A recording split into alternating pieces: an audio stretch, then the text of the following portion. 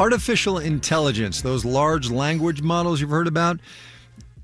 AI needs, and I mean really needs, two things. Big giant data centers and the electricity to run all those computers with all those NVIDIA chips in them. And it also needs data, specifically all those articles and posts and pictures and whatnot that are out there on the internet that AI companies use to train those large language models. There are few repositories of that kind of data, bigger than Reddit, which helps explain the lawsuit the company filed this week against the AI firm Anthropic, accusing it of accessing Reddit's data without its permission. All of that content, of course, is a gold mine for teaching AI to sound human, and Reddit's not about to let it go for free, as Marketplace's Megan McCarty-Carino reports. Richard Lochman ran into some problems hooking up a new computer monitor recently, so he took to the internet for advice. I'm getting the vendor's description, not helpful. I'm getting people who have very complex, 15 layers deep on some help site, and I'm not finding what I need because the quality is not there. Lochman, who's a professor of media at Toronto Metropolitan University, finally found what he needed on Reddit.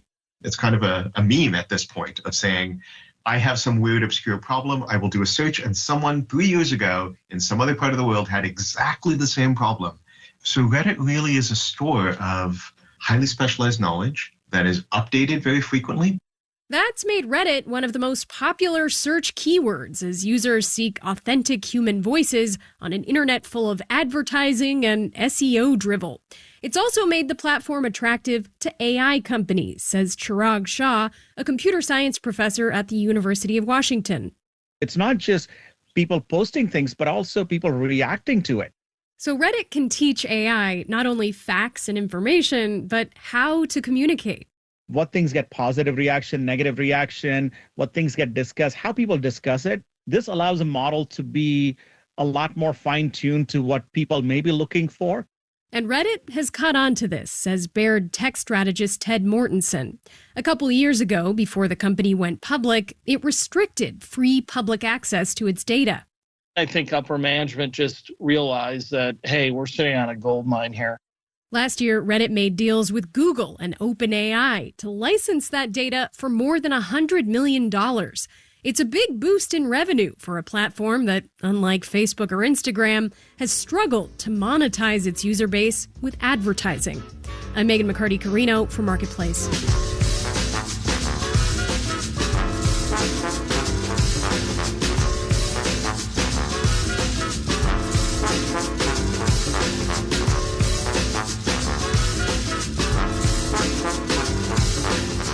Marketplace is supported by WSJ Plus, a news bundle that brings together business and finance insights from the Wall Street Journal, MarketWatch, Barron's, and Investors Business Daily all on one platform, so readers can explore every angle.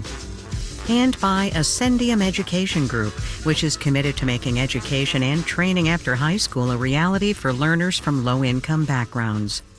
This final note on the way out today, a quick detour into this morning's report on the trade deficit that you might have seen already. And also, we're going to close the loop on that point I made up at the top of the program about trying to guesstimate what the next data point we're going to get is going to be. The trade gap in imported goods, we learned this morning, tumbled in April, down better than 16% from March. Why, you ask? Well, because March was when importers were bringing stuff in willy-nilly to beat the Trump tariffs. By April, most of it was already here. So that is today's data.